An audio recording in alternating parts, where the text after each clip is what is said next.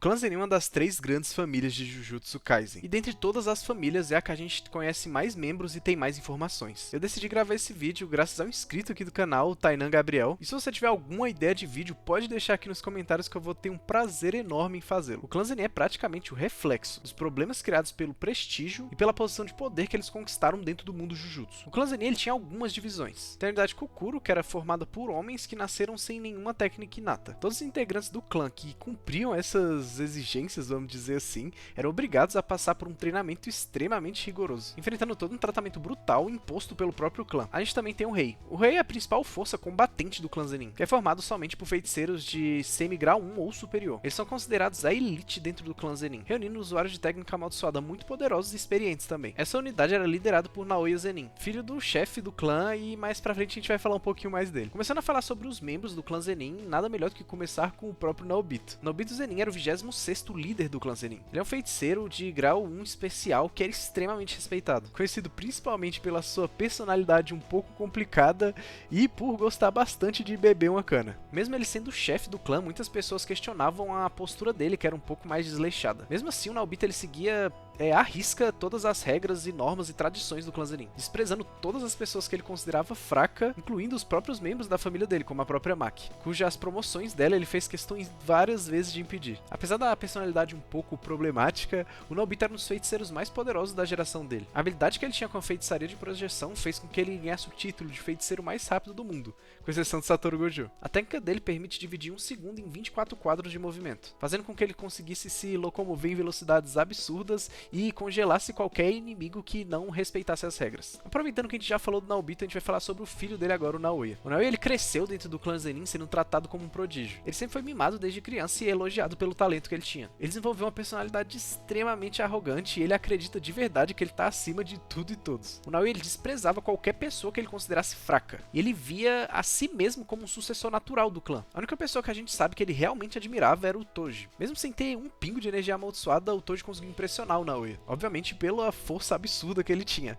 Isso fez com que o Naoya passasse a admirar muito o conceito de força absoluta independente de qualquer coisa. Por isso parece que o Naoya queria a todo instante provar que ele conseguia chegar no mesmo nível do Toji. Como feiticeiro, o Naoya era extremamente poderoso. Ele era o líder do rei e considerado um feiticeiro de grau 1 especial. Ele herdou a feitiçaria de projeção, que eu já expliquei que é a mesma do Naobito. O Naoya mostrou força o suficiente para bater de frente com personagens muito poderosos, como o Chozo, o Yuji e até o iniciozinho ali da luta contra a Maki. A velocidade dele era tão extrema que ele conseguia atingir velocidades subsônicas. E mais tarde, quando ele vira um espírito vingativo, ele chegou a atingir velocidades próximas a Mach 3. Mesmo ele sendo extremamente habilidoso, sem sombra de dúvidas, o maior defeito do Naoya é a arrogância. Ele constantemente menosprezava seus inimigos, especialmente a Maki, que ele se recusou até o fim a acreditar que ela estava no mesmo nível do Toji. Após morrer, o Naoya ele volta como um espírito vingativo, mantendo toda a sua obsessão por poder e todo o ódio que ele acumulou pela Maki. Ele ficou ainda mais poderoso, desbloqueando até uma expansão de domínio, mas novamente a arrogância dele falou mais alto. E ao ignorar as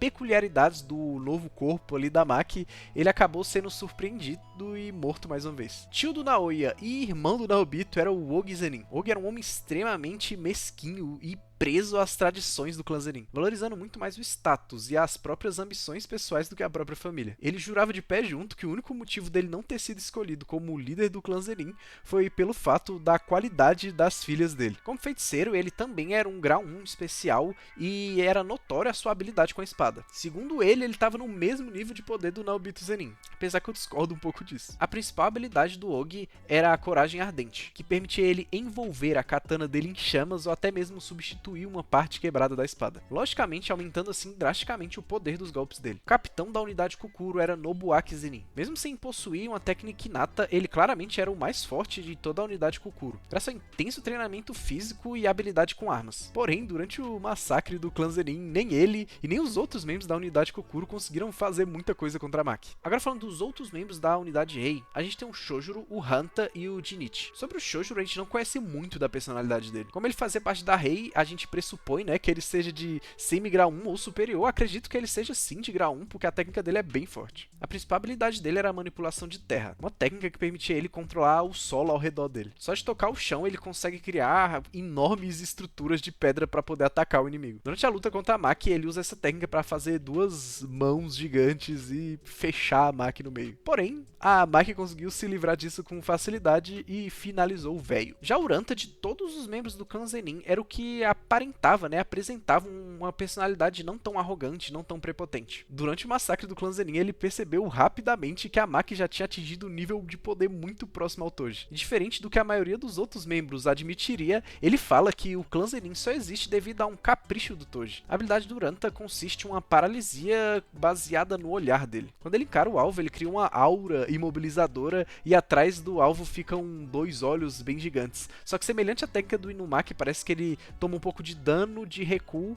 com base que o oponente resiste àquilo. E obviamente, ao tentar, né, conter a força absurda da Maki, ele começa a tomar danos muito severos nos olhos, até que infelizmente ele não aguenta e falece. Já o Jinichi, ele era irmão do Toji. Ele demonstrava ser um homem frio e extremamente sério. Após a morte do Naobito, o Jinichi participou dessa conspiração contra o Megumi e a Maki Amai. Tudo isso para impedir que o Megumi assumisse a liderança, já que muitos membros queriam manter ali, né, o controle tanto financeiro quanto político da família. A principal habilidade dele era uma técnica extremamente destrutiva que invocava vários punhos de energia amaldiçoada e jogava eles contra o alvo. A Mai Zenin é uma estudante do segundo ano da escola de Jujutsu de Kyoto e é irmã da Maki também. A Mai, ela cresceu dentro do clã Zenin, sofrendo muito preconceito junto da Maki. Só que diferente da Maki, a Mai não ansiava por poder provar alguma coisa pro clã ou desafiar as tradições. Por ela viveria uma vida simples, longe das batalhas e de toda a crueldade do mundo Jujutsu. Só que quando a Maki, ela abandona o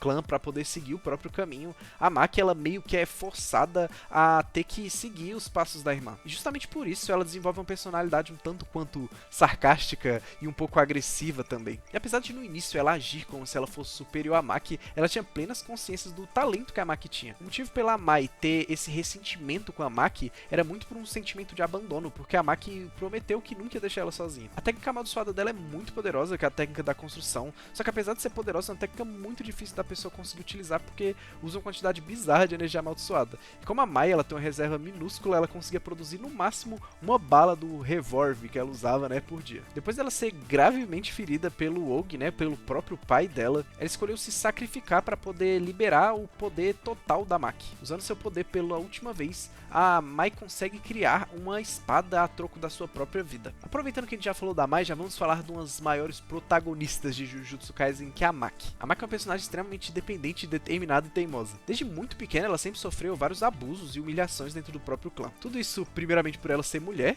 e em segundo lugar por ela não possuir nenhuma técnica amaldiçoada. Mas mesmo assim ela decidiu virar uma grande feiticeira só para esfregar na cara do clã dela que ela podia superar todas essas tradições e quebrar todas as barreiras. Apesar da Maki demonstrar sempre ser muito rígida e muito dura com os outros, ela se importa demais com os amigos e os aliados dela. E durante a história ela cria laços muito interessantes com personagens como o Yuta, né, a Nobara e até o próprio Megumi. Inclusive muitas vezes ela acaba assumindo, né, o papel de liderança no treinamento físico e com armas entre todos os feiticeiros da escola. E apesar de todos os conflitos que ela tinha com a Mai, no fundo ela sempre se importou muito com a irmã. E obviamente a morte da Mai acaba sendo um grande ponto de mudança na vida da Maki. Como pro Jujutsu, gêmeos são como uma pessoa só, assim que a Mai se sacrifica, a Maki consegue liberar todo o potencial dela, né, que zera toda a energia amaldiçoada pequena que ainda tinha dentro dela, e ela consegue chegar ao potencial máximo da restrição celestial dela. Em troca de não ter nada de energia amaldiçoada, obviamente ela ganha uma força monstruosa, fora velocidade, uma percepção sinistra e uma resistência corporal fora do comum. E devastada pela morte da irmã e de todos os ocorridos que aconteceram na vida dela relacionada ao clã, a Maki massacra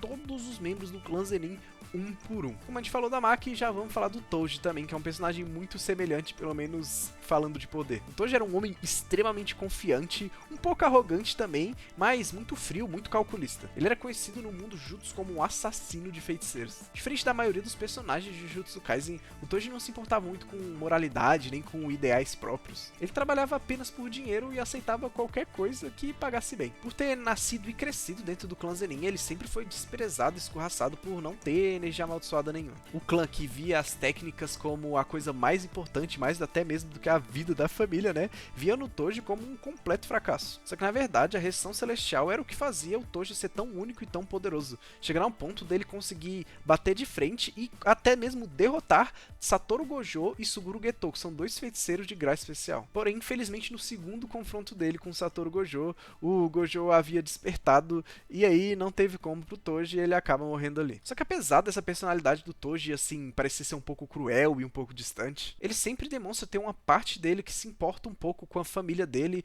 e especialmente o filho dele, o Megumi. Mesmo tendo planejado vender um Megumi, né, que ele estava usando o Megumi como um trunfo contra a família Zenin, nos seus últimos momentos ele demonstra um pouco de arrependimento, de preocupação com aquilo. E foi isso que levou o Gojo a resgatar o Megumi e impedir que o Megumi crescesse sob os cuidados da família Zenin. Um outro exemplo disso é depois quando ele é trazido de volta à vida pela técnica daquela véia lá, após travar uma batalha contra o Megumi. Quando ele percebe que ele tá lutando contra o próprio filho dele, ele faz a pergunta pro Megumi qual era o sobrenome dele. E o Megumi, quando fala que é Fushiguro, ele fica extremamente aliviado e ele decide tirar a própria vida dele ali. Não dá pra dizer que o Toji é um bom pai, né? Mas tem esses momentinhos aí que ele mostra um pouco de preocupação com o filho dele. E por último, mas não menos importante, a gente tem o Megumi Fushiguro. Obviamente filho de Toji, e mesmo com o sobrenome Fushiguro, ele é um descendente ali do clã Zenin, vamos dizer assim. Diferente de todos os outros membros que a gente falou até agora, o Megumi cresceu completamente afastado e sem ligação quase que nenhuma à família Zenin. O Satoru Gojo acabou virando um mentor e quase um segundo pai pro Megumi, que levou ele para a escola Jujutsu e treinou ele. O Megumi ele é um jovem extremamente sério, calmo e bem reservado também. Ele tem aquela expressão meio Sasuke, assim, meio frio, ali, meio indiferente com as coisas. Megumi é um personagem que ele sempre tenta tomar a decisão mais racional e mais fria possível. Só que apesar dele aparentar ser um personagem que é indiferente com tudo, na verdade ele é um dos personagens que tem um maior senso de justiça de todo Jujutsu Kaisen. Ele age quase que 100% pela própria consciência, ignorando tudo que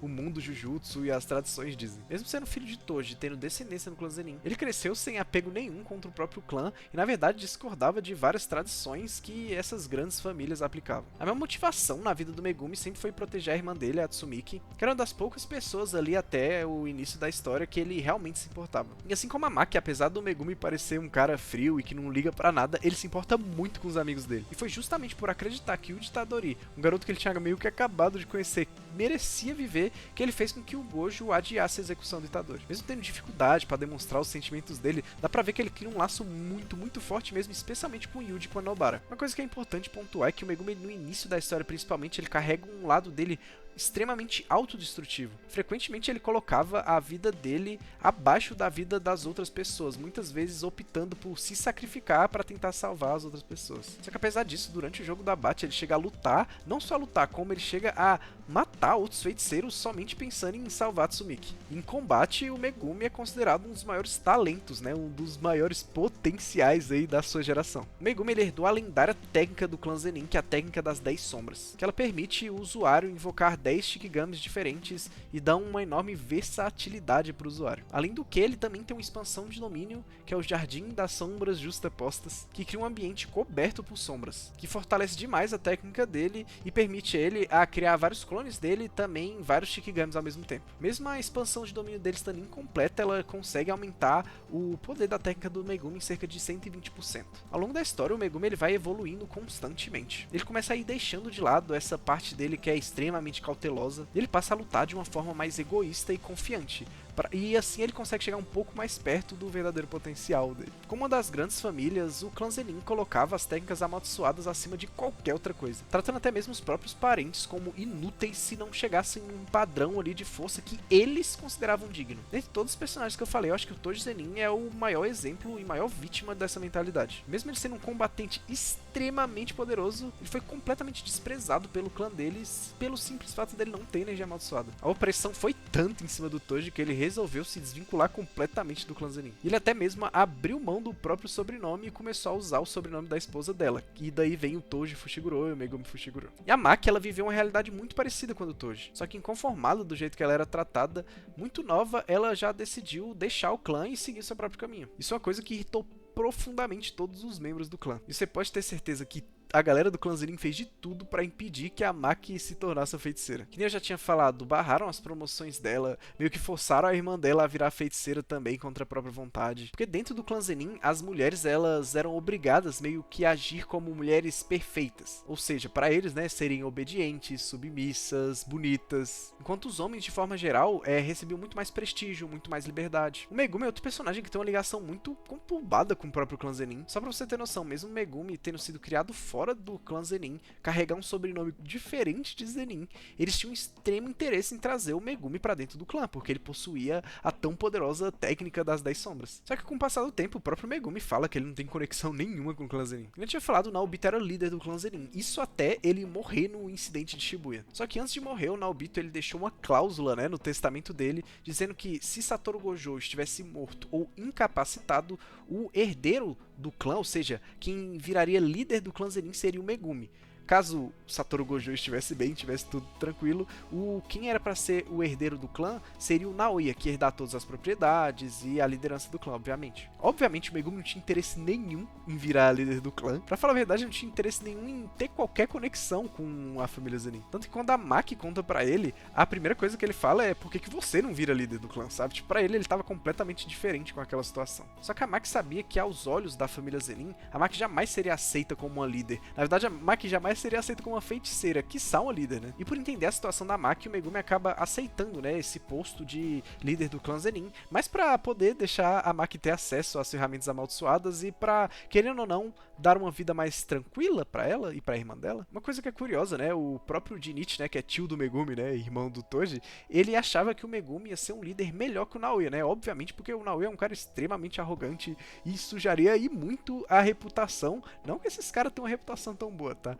mas sujaria muito a reputação do clã Zenin. E o Megumi seria um líder perfeito, porque o Megumi cresceu junto a Satoru Gojo, então ele tinha uma boa relação com a família Gojo. Além disso, né, durante os jogos escolares, o Megumi acabou tendo uma proximidade também com Noritoshi Kamo, que provavelmente viraria o próximo líder da família Kamo, ou seja, eles estreitariam, né, as relações, melhorariam as relações entre as três grandes famílias, trazendo vários benefícios assim para a família Zenin. Só que quando o Megumi autoriza, né, a Maki a poder ir e ter acesso às ferramentas amaldiçoadas do clã, antecipando a intenção da filha dele, né, o Ogi retirou todas as ferramentas amaldiçoadas do galpão onde elas ficavam e acabou usando a Mai como refém para poder render a Maki. O que aconteceu foi que o Ogi, junto com o Jinichi, acabou arquitetando ali matar a Maki, a Mai e o Megumi, alegando ali que eles eram cúmplices do atentado de Shibuya. E logo na sequência acaba tendo um confronto, né, entre a Maki e o Ogi, que é o pai dela. E após trocar alguns golpes, a Maki obviamente perde. Depois disso, o Ogi acaba abandonando as filhas dele num lugar lotado, recheado de maldições, esperando, né, que as duas seriam mortas ali mesmo. Foi nesse momento que a Mai tomou a decisão final. E antes de desaparecer, a Mai deixa apenas um pedido para a irmã dela, que é: destrua tudo. E a partir daí a gente tem um ponto de virada no personagem da Maki. Em questão de segundos, ela devasta todas as maldições que tinham ali e o Ogi já começa a suar frio. E num novo confronto contra o Ogi, ele não tem a menor chance, ele nem vê o que acertou ele e a Maki escalpela ele. Após a morte do Ogi, o clã inteiro entra em alerta, obviamente. A unidade Kukura é a primeira que tenta impedir ela, obviamente não consegue. Logo depois, os membros da divisão Rei também tentam impedir ela, também não conseguem. E o último membro do clã Zenin presente ali vivo era o Naoya. O Naoya, ele insistia que a Maki jamais seria comparada ao Toji, que a Maki não era nada mais, nada menos do que uma cópia barata daquele que ele tanto admirava. Só que de acordo com que a batalha avançava, a Maki entendia melhor as próprias capacidades físicas e também entendia melhor a própria técnica do Naoya. E o final não podia ser outro: a Maki destrói o Naoya de uma forma brutal. E apesar do Naoya ter sobrevivido ali inicialmente, quem acaba finalizando o Naoya é a mãe da Maki, que apesar de também ter recebido um golpe fatal da própria filha, antes de morrer ela garantiu que ela ia levar o Naoya junto com ela. Mesmo depois do massacre, a Maki fez questão de ir atrás de todos os membros do clã Zenin que não estavam presentes ali para ter certeza que não ia ter mais nenhum sobrevivente. E o resultado de tudo que o clã Zenin cultivou ao longo dos anos com todo o tradicionalismo e opressão foi ser destruído por um próprio membro que foi menosprezado desde a infância. Esse vídeo deu uma trabalheira sinistra pra eu conseguir fazer. Essa semana minha foi muito complicada, eu nem sei que dia que vai estar saindo esse vídeo, mas espero mesmo que vocês tenham gostado. Se você quer me apoiar, deixa seu like, se inscreve aqui no canal, que já me ajuda demais. Até o próximo vídeo, valeu, falou, tchau.